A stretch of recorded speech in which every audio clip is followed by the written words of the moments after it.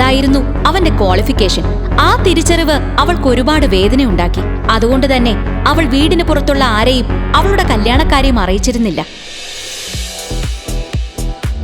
ഒരു ദിവസം ഓഫീസിലെ പാർട്ടി നടക്കുന്ന ദിവസം എല്ലാവർക്കുമുള്ള ഫുഡുമായി ഋഷി ഒരു ഡെലിവറി ബോയിയുടെ വേഷത്തിൽ അവിടെ എത്തി. മറ്റുള്ളവരുടെ മുന്നിൽ നാണം കെടാതിരിക്കാൻ വേണ്ടി ശ്രീലക്ഷ്മി അവനെ പണം കൊടുത്തു പറഞ്ഞുവിട്ടു.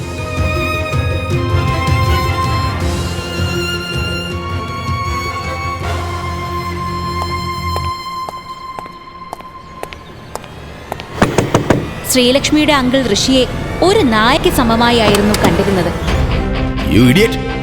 നിനക്ക് AC ഇട്ട് കിടന്നുറങ്ങാനാണോടാ ഞാൻ ഈ കാർ വാങ്ങിച്ചു വെച്ചിരിക്കുന്നത്? നിനക്കറിയാലോ എനിക്കിന്ന് ഇമ്പോർട്ടന്റ് മീറ്റിംഗ് ഉണ്ടെന്ന്. നീ ഇവിടെ കിടന്നുറങ്ങിയാ എനിക്ക് മീറ്റിംഗ് മിസ്സാവില്ലേ? നീയൊക്കെ ജന്മം ചെയ്താൽ കാണാൻ സാധ്യതയില്ലാത്ത ആഡംബര ഹോട്ടലിലേക്കാ ഞാൻ പോകുന്നത്. ഡോർ തുറക്കടാ.